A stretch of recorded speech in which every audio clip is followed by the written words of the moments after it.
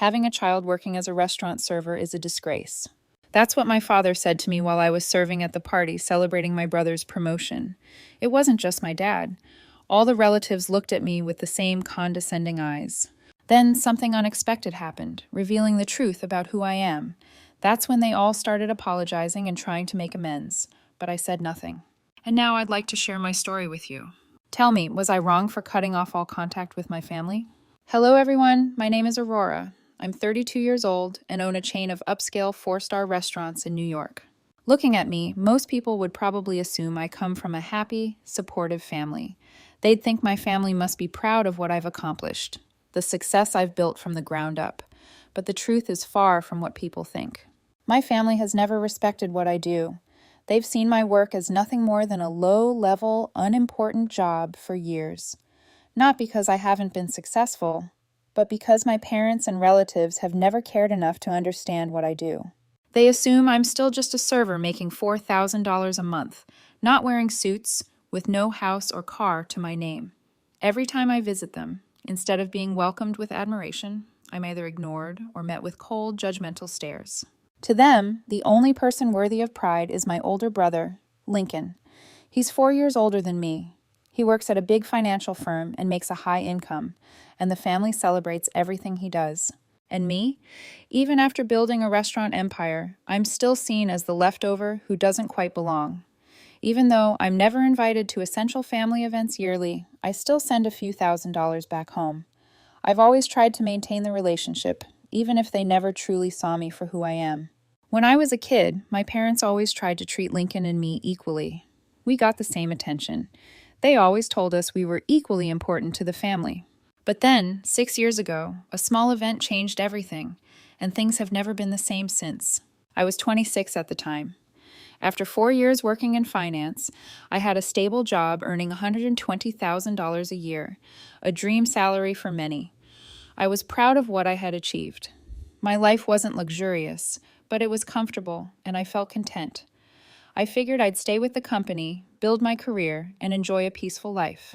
Then, 2 of my closest college friends, people I'd shared some of the best years of my life with, invited me to start a business with them. They had an idea to open a high-end restaurant in New York, a dream we used to talk about back in college. But now, it was becoming a real opportunity. First, I said no. Not because I didn't believe in myself, but because my job felt too secure. I didn't want to give up the safety I had for something as risky as the restaurant industry. But the idea wouldn't leave me alone. I spent night after night thinking about my future. And slowly, my mindset shifted. I realized that if I never tried, I'd never know if I could turn that dream into reality. Deep down, I didn't want to keep living in the shadow of my finance job. So after a lot of thought, I made the decision. I quit my job and jumped into this new chapter with my friends. I worked as a server at a 5-star restaurant in New York to fully understand how a fine dining restaurant operates. I wanted to experience the pressure and challenges firsthand, what staff go through, so I could build my restaurant the right way, from the ground up. My family had no idea I had quit my job and started my own business. They still believed I wore a suit daily, working in finance like before. I chose not to tell them about the change because I didn't want them to think I was doing something reckless or crazy. But then, 3 months later, everything changed. My dad called me home after his younger brother, Uncle James, sent him a photo of me working as a server at a restaurant. I remember that day clearly. It was a weekend afternoon. I was bringing menus to a group of guests, and when I looked up at one of them, I froze. It was Uncle James. He stared at me for a moment, clearly caught off guard. I tried to stay calm, kept a professional smile, and continued my service like nothing happened. But deep down, I had a strong gut feeling like something big was coming. After he left, I kept my composure and finished my shift like any other day. But barely an hour later, my phone rang. It was my dad. His voice was cold, sharp, and firm, every word clipped and angry. "You get home, right now." That was the moment I knew this wouldn't be just a talk. Something was about to explode that night. After my dad's call, I went home to my parents' house. When I walked in, it wasn't just my mom and dad. Lincoln and his wife Elena were waiting. The air in the room was cold and heavy with tension. My dad didn't say a word. He just threw his phone toward me, his face emotionless. I picked it up, already sensing something was wrong. When I looked at the screen, my heart dropped. It was a message from Uncle James to my dad, and I was shocked by what I read. I thought Aurora was some big success. Turns out she's just a server. And all this time you've been bragging that she works in finance and makes a great salary. What a joke. Below that message was a clear photo of me in my restaurant uniform. I never expected Uncle James to say something so cruel. I'd always known he was jealous of our family, but he took this moment to humiliate me, and in his way, take a jab at my parents too. It hurt, but I kept my emotions in check. I knew I needed to stay calm. As soon as I finished reading, I said, "This is just a misunderstanding. Dad, I'm working in a restaurant not because I failed, but because I want to learn the business from the inside out. I'm starting my own restaurant." I explained everything. The project I was working on with my friends, the dream we were building. I wanted them to see the bigger picture and understand what I was trying to do. But before I could finish, Lincoln jumped in. "This is insane, Aurora. You had a good job making great money. Why throw that away? You don't need to work in a restaurant to prove anything." Elena didn't hold back either. Right after Lincoln finished, she added, "Aurora, I think you're going way overboard. You don't need to be grinding away in a restaurant like that. It's just a waste of time." My mom, who usually tried to keep the peace, couldn't hold it in this time. She said, "Even if you do end up owning a restaurant, you're still just someone serving food to others. There's nothing to be proud of in a job that low." Every word felt like a dagger. My dad didn't say much. He just looked at me coldly and said in a flat, emotionless voice, "If you're not returning to your old job, don't bother coming home again." At that moment, I had nothing left to say. I knew I couldn't go back, but facing rejection from the people I had always tried to make proud was devastating. That night, I paid the price for following my dream with silence, judgment, and the sting of being cast out by my family. And I understood, from that point on, I would have to walk this road alone. After 6 months of working as a server at a 5-star restaurant, combined with my 4 years of experience in finance, I had gained a deep understanding of how top-tier restaurants operate. I didn't just learn about kitchen operations. I learned how to manage a team, build a brand, and create an experience where every guest felt cared for from the moment they walked through the door. The Heritage. That's the name we chose for our restaurant. Heritage wasn't just about elegance. It was a tribute to the culinary values we wanted to celebrate and share.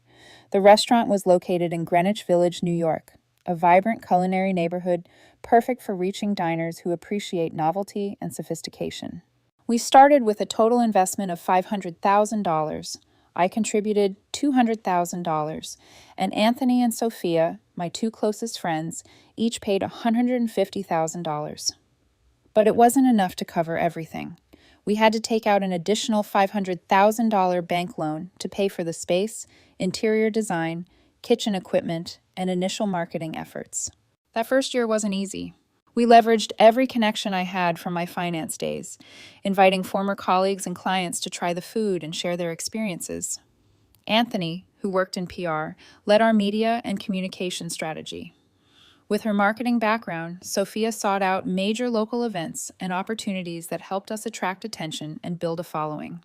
We focused on crafting a high-end menu, a blend of refined, creative dishes designed to make people feel like they weren't just dining, but experiencing something artistic.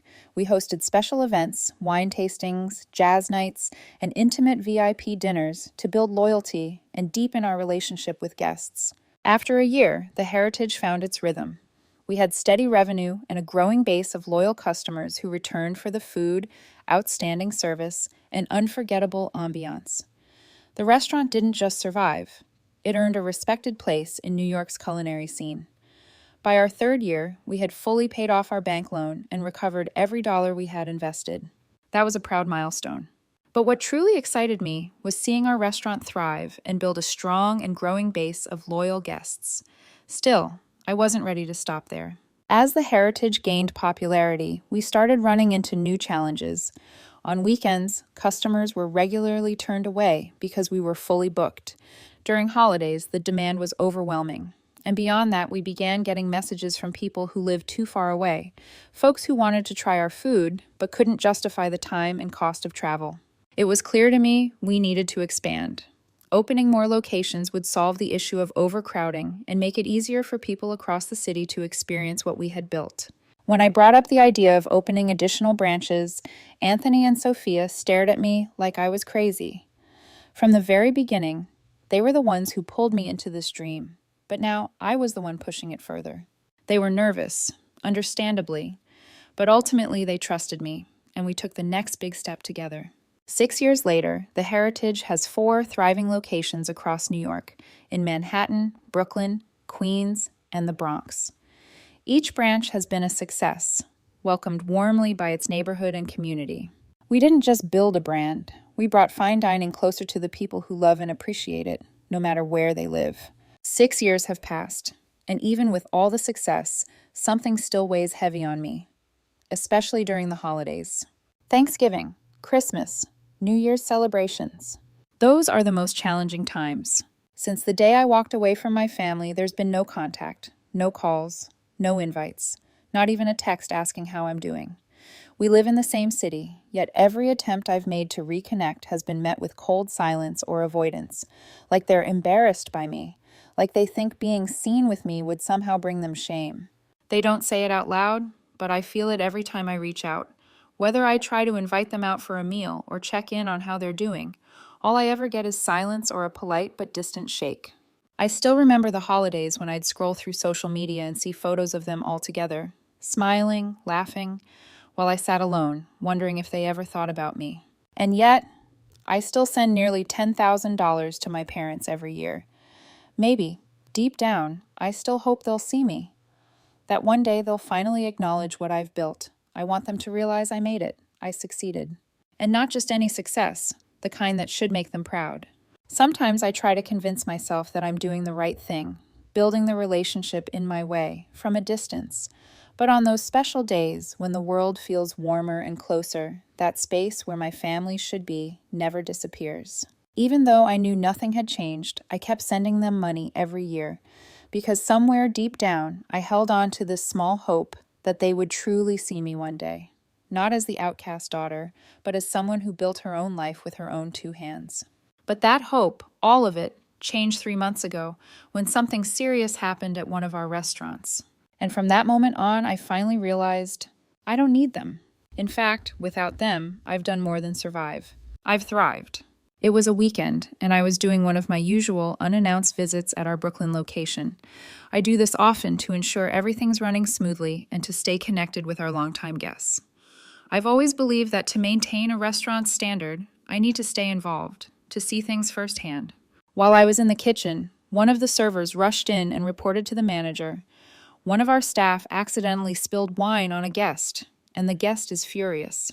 The manager immediately moved to handle it, but I stopped him and said calmly, "I'll go with you." When we walked into the VIP section, I froze. Sitting there were my parents, my brother's family, and a few relatives. They looked at me in complete shock, like they couldn't believe what they were seeing. I'll never forget the look in their eyes. Confusion, discomfort, maybe even a slight panic. It was the first time in years that I'd seen them like this. Not on the street, not in passing, but face to face in my restaurant. And I knew at that moment there was no avoiding what came next. As soon as I walked in, the server started to speak. "This is the manager," and I quickly raised my hand to stop him. I didn't want him accidentally revealing who I was. Not in this moment. Not like this. Then, without missing a beat, my brother Lincoln spoke up, his voice thick with sarcasm. "So this is what became of that big project 6 years ago? Turns out you're just a restaurant manager after all." His words hit me like a slap across the face. Even though I had mentally prepared for a moment like this, hearing it from my brother stung deeply. I didn't respond, but I could feel the anger rising in my chest. Just then, Ryan, the branch manager in Brooklyn, stepped forward and began to say, "Sir, this is actually—" I cut him off immediately, my voice cool and steady. "It's been a while. How's everyone doing?" No one answered, just silence. I wasn't surprised. That was always how they were. Even with me standing right there in front of them, they still couldn't look me in the eye or acknowledge how much my life had changed. About a minute later, my father finally spoke. His voice was cold, laced with disgust. "If I had known you were working here as a server, I wouldn't have come. It's embarrassing." My mother jumped in right after, her tone filled with disappointment. "It's shameful to have a daughter working as a waitress." I opened my mouth to speak, trying to stay calm. "Dad, Mom!" But before I could finish, they both raised their hands to stop me, their eyes hard, like they were cutting off all connection. "Don't call us that," my father said. We haven't had a daughter like you for a long time. Having a child working in a restaurant is a disgrace." The tension in the room turned suffocating. I couldn't hold it back anymore. My anger boiled over, and I looked them straight in the eyes, no longer filtering anything. "If you don't consider me your daughter," I said, my voice sharp, "then why keep accepting the $10,000 I send yearly? Isn't that money just as disgraceful?" My words hit like a slap, and the room fell silent for a long moment. Then my father let out a cold laugh and replied, eyes like ice, "You sent it on your own. We didn't ask for it." I couldn't believe what I was hearing. That answer only added fuel to the fire inside me.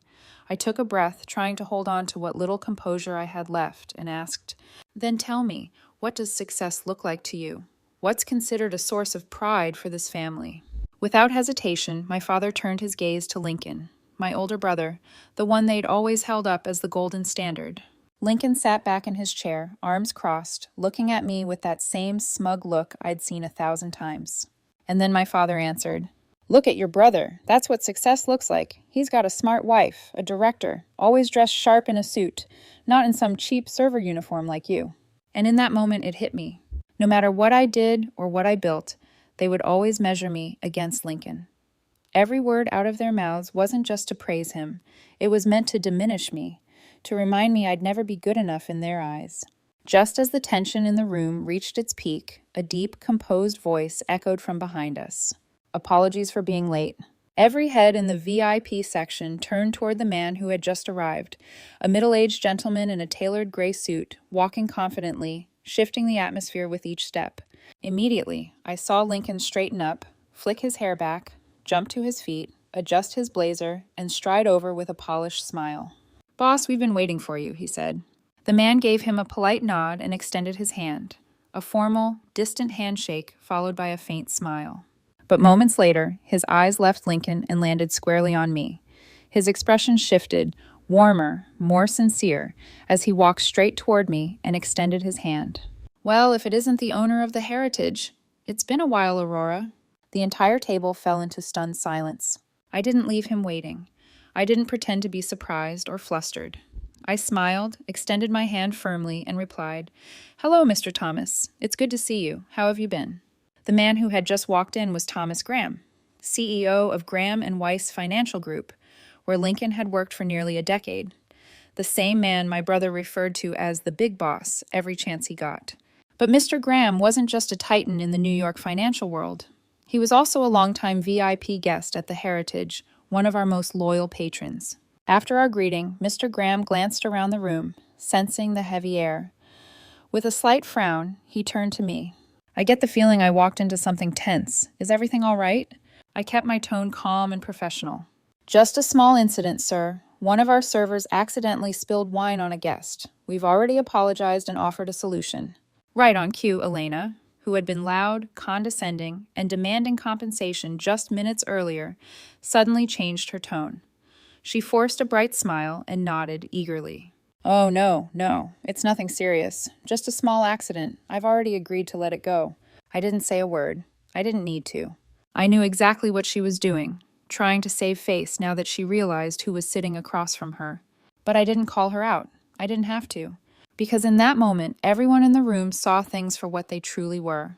And finally, they all understood who held their place, and who didn't. After that unexpected introduction, I slipped back into my office, leaving the party to continue without me. I figured that was the end. A minor incident, a brief unmasking, and nothing more. But I was naive. A while after the dinner had ended, as I was reviewing reports in the back office, one of the staff came rushing in and knocked on the door. "Aurora, they're asking for you outside. Said they need to speak with you." I sighed. The energy shift was instantly noticeable when I stepped out and walked back toward the front register. The same faces that were cold and cutting not long ago were now smiling. Forced, overly sweet, painfully fake. Elena was the first to speak, her voice suddenly soft and pleasant. "Aurora, about the dress incident earlier. Really, I wasn't upset at all. It was just an accident. Everyone makes mistakes, right?" A relative chimed in with a laugh. "We were just saying how proud we are of you. You've done an amazing job. The restaurant's truly top class. Your parents must be so proud." Before I could say anything, my father jumped in, his tone disguised as a suggestion but clearly a command. "About tonight's meal. You should comp it for the family. We're all kin, after all." And then, as if rehearsed, Lincoln stepped forward, puffed up like some seasoned executive. "Also, you should give me a VIP card, the top tier. After tonight, I can bring in many new clients for you. It'll be good for business. If you're serious about sustainability, maybe it's time to cut me in on the profits. Call it a family partnership." I stood silently behind the register, scanning their faces, each one straining to hold up a false smile. Then I laughed. A loud, full laugh filled the room, not mocking, not bitter, just free. When the laughter faded, I looked at each of them and spoke, slowly, clearly. "Are you people out of your minds? After everything you said, everything you did, now you want a free meal, a VIP card, a share of my business?" I paused, then continued, my tone colder now. "No, I don't owe any of you a damn thing, and if any of you keep standing here making demands..." I nodded toward the computer at the register where the live security footage was displayed. "I'll send the footage from earlier, when you were all insulting me, straight to Mr. Thomas's inbox. Let's see if he still wants to keep a director like you, Lincoln." Lincoln's face went pale. Elena clutched her purse a little tighter, her eyes darting away. My parents said nothing. They knew. They knew. They had just stepped right into the mess they made for themselves. No one said another word. They paid in full, not a single cent discounted, and walked out of the restaurant one by one. Not a single person dared to look back. I stood behind the counter, watching them go. No joy, no sadness, just a quiet, weightless sense of peace, like I had finally set down something I'd been carrying for far too long. After that unexpected encounter, one thing became clearer to me than ever before. To them, I was only worthy of acknowledgement when I had status, money, and a name they could brag about. I wondered, if that day I had just been a server, standing there apologizing in front of them instead of the restaurant owner, would their attitude have changed? But I already knew the answer. No, it wouldn't have. To them, respect was measured by title and position, character, effort, kindness. Those things never made it into the conversation. And after everything, I finally understood. Family, real family, should love you unconditionally. Whether you're a CEO or a server, rich or struggling, you should still be respected. You should still have a place to come home to. I didn't have that, but I've learned to accept it. More importantly, I've learned how to build a family I rooted in respect, empathy, and genuine connection. And if someone out there hears this and has ever felt hurt by those who were supposed to love you most, if you've ever been compared, belittled, or made to feel like you weren't good enough, then let me offer this from the heart. Live by your values. Don't chase someone else's approval at the cost of your peace. Because in the end, real love, the kind that matters, never requires you to prove yourself to earn it. And my story didn't end there. A month after that encounter, my father called. I saw his name flash on my screen and didn't answer. A few minutes later, my mother called. I stayed silent, no response. Then came the message. "Next week is Mom's birthday. Come home, okay? Everyone's hoping you'll be there." I sat there staring at the screen, reading that sentence repeatedly. I didn't feel angry. I didn't feel happy. I just had one question echoing in my mind. Do they want me back?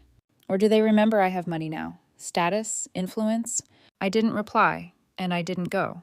But I did send a gift, a luxury jewelry set worth $2,000, delivered right to my mother's doorstep on the morning of her birthday, along with a straightforward message.